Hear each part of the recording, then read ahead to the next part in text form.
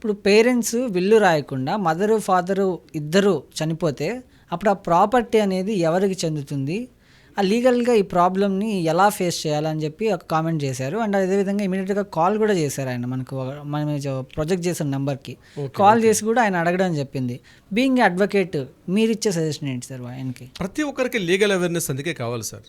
ప్రతి ఒక్కరికి ఒక లీగల్ అవేర్నెస్ కూడా కంపల్సరీ కావాలి. ఇటువంటి సందర్భాల్లో లీగల్ ఏం చెప్తుంది అన్నది తెలియాల్సిన అవసరం కూడా ఉంది.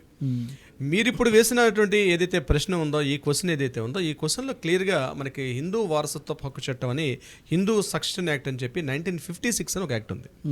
సో ఇక్కడ హిందువులకైతే హిందూ వారసత్వ హక్కు చట్టం 1956. ఒకవేళ ముస్లిమ్స్ అయినట్లయితే ముస్లిమ్స్ సంబంధించినటువంటి షరియత్ల ముస్లిమ్స్ యొక్క చట్టం ఉంటుంది.